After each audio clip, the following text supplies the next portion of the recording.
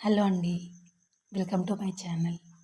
ఈరోజు వీడియోలో వైకుంఠ ఏకాదశి తేదీ, తిథి ప్రారంభం, వైకుంఠ ద్వార దర్శనం యొక్క విశిష్టత గురించి తెలుసుకుందామండి. వీడియోలోకి వెళ్ళే ముందు ప్లీజ్ నా వీడియోని లైక్ చేయండి. మీరు చేసే చిన్న లైక్ నా ఛానల్ గ్రోత్ అవ్వడానికి యూజ్ అవుతుందండి. అదేవిధంగా కమెంట్లో ఓం నమో నారాయణాయ అని కమెంట్ చేయండి. లేట్ చేయకుండా వీడియోలోకి వెళ్దాం. విష్ణు పురాణం ప్రకారం పవిత్రమైన వైకుంఠ ఏకాదశి రోజు ఉపవాసం ఉండి శ్రీ మహావిష్ణువుకి, లక్ష్మీదేవికి ప్రత్యేక పూజలు చేయడం వల్ల ఆ ఇంట్లో సిరి సంపదలు నెలకొంటాయని, మోక్షం లభిస్తుందని ప్రగాఢ నమ్మకం. అలాగే విష్ణు భక్తికి ప్రతీక జాగారం అని చెబుతారు.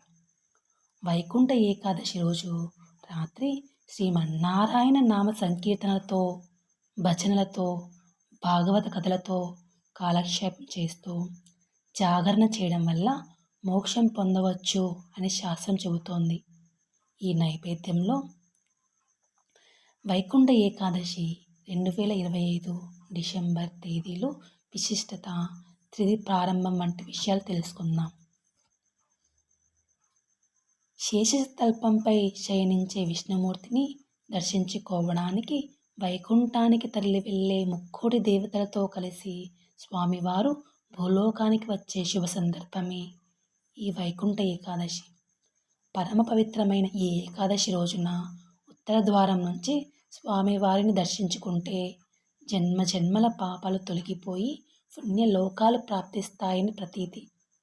అంతేకాకుండా వైకుంఠ ఏకాదశి లేదా ముక్కోటి ఏకాదశి రోజున శ్రీ మహావిష్ణువు దర్శనం తర్వాత స్వామివారిని పూజ చేసి ఉపవాసం ఆచరిస్తే అఖండ ఐశ్వర్యం సిద్ధిస్తుంది అని చెబుతారు. ఈ వైకుంఠ ఏకాదశిని ముక్కోటి ఏకాదశి అని కూడా పిలుస్తారు. తెలుగు పంచాంగం ప్రకారం ఈ వైకుంఠ ఏకాదశి తిథి 2025 డిసెంబర్ 30వ తేదీన మంగళవారం ఉదయం 7:51 ప్రారంభమై డిసెంబర్ 31వ తేదీ బుధవారం ఉదయం 5:01 ముగుస్తుంది. సూర్యోదయం తిథిని అనుసరించి ఈ వైకుంఠ ఏకాదశి 2025 పండుగను మంగళవారం డిసెంబర్ 30వ తేదీన జరుపుకోవాలని పంచాంగకర్తలు సూచిస్తున్నారు. ఈ వైకుంఠ ఏకాదశి రోజు తెల్లవారుజామునే 3:30 నుంచే వైష్ణవ ఆలయంలో ద్వారదర్శనం ప్రారంభమవుతుంది.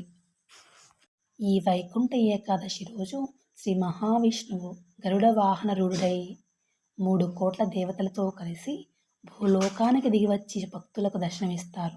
కాబట్టి ఈ పర్వదినానికి ముక్కోటి ఏకాదశి అని పేరు. ఈ ఒక్క ఏకాదశి 3 కోట్ల ఏకాదశి తిథులతో సరి సమానమైన పవిత్రతను కలిగి ఉన్నందువల్ల దీనిని ముక్కోటి ఏకాదశి అంటారని కూడా కొందరు చెబుతూ ఉంటారు. వైకుంఠ ఏకాదశి రోజే పాలకడల నుంచి అమృతం పుట్టిందని అని కూడా అంటారు.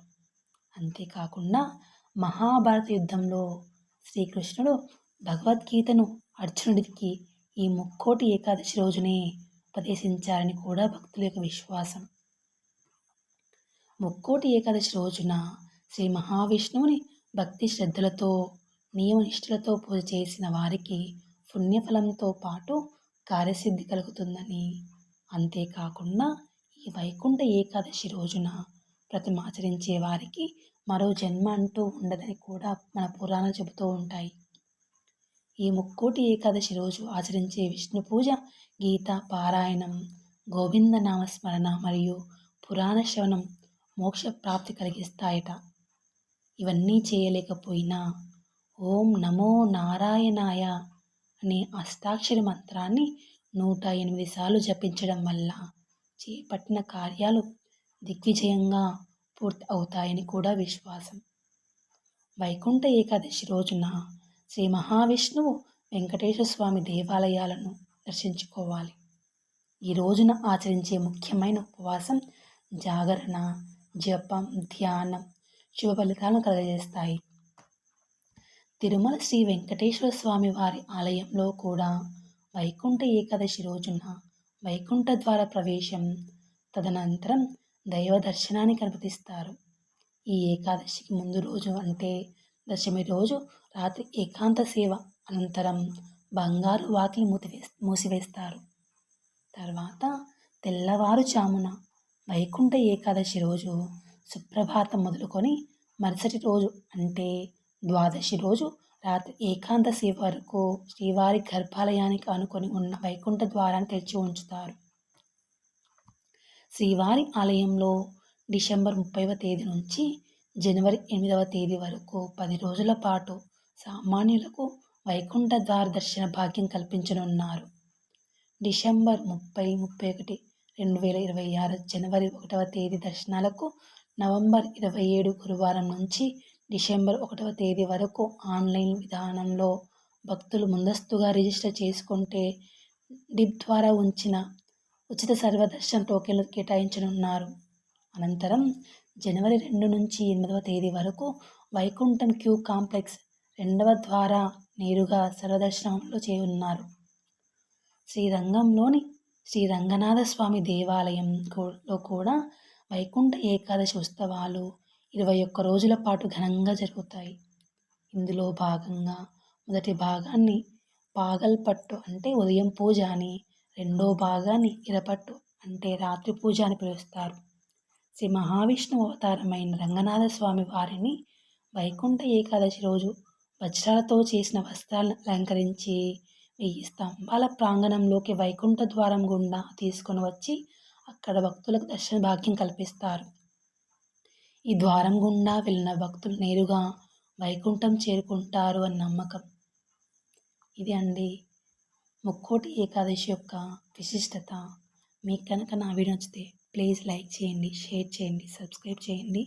అదేవిధంగా కమెంట్లో ఓం నమో నారాయణాయ అని కమెంట్ చేయండి. Thank you.